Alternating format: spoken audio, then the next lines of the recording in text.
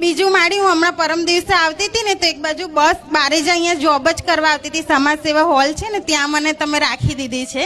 બહુ જ અતિશય કૃપા છે. ખાલી એક પરચો કહી દઉં કે બસ અને રિક્ષા આ બાજુ હતી માડી અને ભેંસો દોડતી દોડતી એટલી મારી સામે આવી ગઈ, મને ખબર ના પડી કે મારે શું કરવું જોઈએ. અને રામનું નામ તો સતત મારે ચાલતું હતું. માં ભેંસો બધી દોડી અને મારી સાઈડમાંથી અને હું ટોળામાં આંખ બંધ કરીને બસ ખાલી રામનું નામ. એટલે પ્રાણીઓ પણ વશમાં થઈ જાય છે.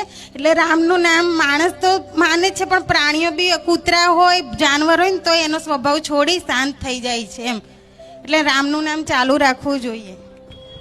સિયા રામમય સબ જગ જાની, કરું પ્રણામ જોરી જુગ પાની. આખું જગત સિયા રામમય છે, પ્રાણીઓમય રામ બિરાજમાન છે. એટલે એનો મતલબ રામ અંદર છે.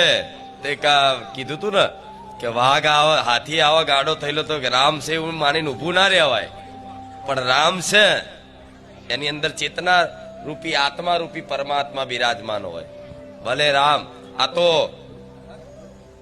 એક કહેવાય ને એક ધૂળની રચકણ જેટલી ભગવાનને નામની ધૂળની રચકણ જેટલી એક નાનીકડી મહિમા જાતો. ભગવાનની અનંત મહિમાઓ છે. રામ નામની મહિમા એટલી અનંત છે, એટલી અપાર છે કે મોટા મોટા ગ્રંથો ઓછા પડ્યા, મહાપુરુષોના વાણીમાં અનુભવ આયા એ ઓછા પડ્યા. જેટલા લખાયા છે અનુભવ મહિમા જેટલી લખાઈ છે, મહાપુરુષોની વાણીમાં જેટલું વર્ણન સાંભળવા મળ્યું છે એ તો ખાલી માત્ર 5% નથી. ભગવાનની તો અનંત મહિમા છે. હરિ અનંત, હરિ કથા અનંતા. એટલે એની મહિમા ક્યારે પૂરી થાય? બધાને અલગ અલગ અનુભવ થાય, બધાને અલગ અલગ. રામ રામ જપી તો જુઓ. માતા એવું કહીશ તમને દૂરનું સંભળાતું થઈ જાય, દૂરનું જોવાતું થઈ જાય, કોઈની મનની વાત તમને ખબર પડતી થઈ જાય. આ સિદ્ધિઓ મળે છે.